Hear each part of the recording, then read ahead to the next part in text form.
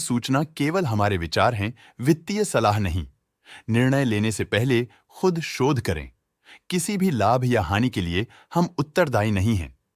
Jindal steel and power ने अपनी नई शेयर होल्डिंग रिपोर्ट्स रिलीज की हैं, जो फाइनेंशियल ईयर के क्वार्टर और पहले हाफ को कवर करता है, जो सितंबर 2024 के 30 तक चलता है। ये रिपोर्ट कंपनी के शेयर्स की डिटेल्ड जानकारी देता है, जिसमें promoters, promoter groups, foreign investors, public investors और सरकारी एंटिटीज शामिल हैं। पब्लिक हेल्थ शेयर्स का परसेंटेज 2024 के जून में 10.02% से 2024 के सितंबर में 9.76% तक डिक्रीज हो गया। इस डिक्रीज से साफ है कि इस टाइम पीरियड में कंपनी में पब्लिक का हिस्सा डिक्रीज हुआ है।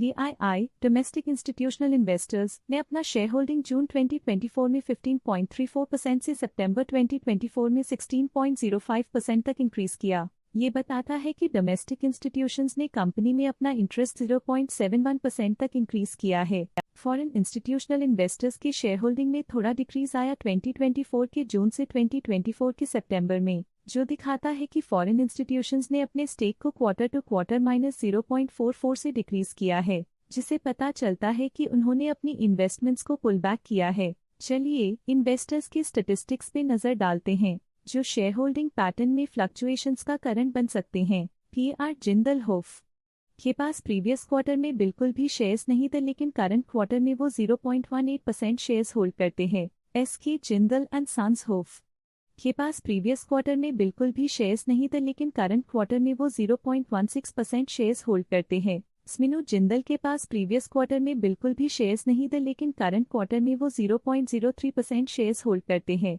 नॉन रेजिडेंट इंडियन के पास पिछले क्वार्टर में कोई नंबर ऑफ शेयर्स नहीं थे, लेकिन करंट क्वार्टर में इनकी नंबर ऑफ शेयर्स 0.12% है। अनक्लेम्ड और सस्पेंस और एस्क्रो अकाउंट के पास पिछले क्वार्टर में कोई नंबर ऑफ शेयर्स नहीं थे, लेकिन करंट क्वार्टर में इनकी नंबर ऑफ शेयर्स 0.02% है। लेटेस्ट क्वार्टर में म्यूचुअल फंड स्लैश ने स्टेक होल्डिंग में इंक्रीज देखा, जिसमें 0.27% का अपटिक देखा गया। लेटेस्ट क्वार्टर में SBI ब्लू चिप फंड ने स्टेक होल्डिंग में इंक्रीज देखा, जिसमें 0.12% का अपटिक देखा गया। कोटक फ्लेक्सी कैप फंड ने अपने हिस्से को पिछले क्वार्टर में 2.94% से डिक्रीज करके 2.75% पे ले आए हैं। ये कंसेक्यूटिव क्वार्टर्स में -0.19% स्टेक्स डिफरेंस दिखाता है। लेटेस्ट क्वार्टर में HDFC mutual fund, HDFC mid cap opportunities fund ने स्टेक होल्डिंग में इंक्रीज देखा, जिसमें 0.32% का अपटिक देखा गया। लेटेस्ट क्वार्टर में ऑल्टरनेट इन्वेस्टमेंट फंड्स ने स्टेक होल्डिंग में इंक्रीज देखा, जिसमें 0.28% का अपटिक देखा गया। लेटेस्ट क्वार्टर में इंश्योरेंस कंपनीज ने स्टेक होल्डिंग में इंक्रीज देखा, जिसमें 0.21% का अपटिक देखा गया। Provident fund slash pension funds ने अपने हिस्से को पिछले क्वार्टर में 0.21% से डिक्रीज करके 0.16% पे ले आए हैं।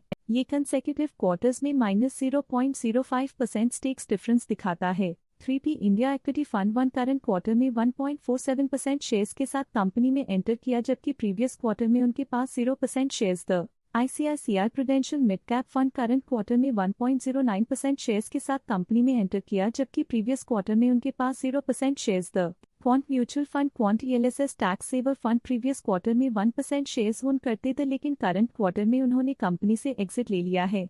Stake holding foreign portfolio investors category I के लिए पिछले क्वार्टर के मुकाबले में -0.52% से डिक्रीज हो गई। इस पिछले क्वार्टर में फॉरेन पोर्टफोलियो इन्वेस्टर्स कैटेगरी 2 की स्टेक होल्डिंग में एक नोटवर्दी इंक्रीज देखा गया। उनकी स्टेक होल्डिंग में 0.07% का सिग्निफिकेंट इंक्रीज देखा गया।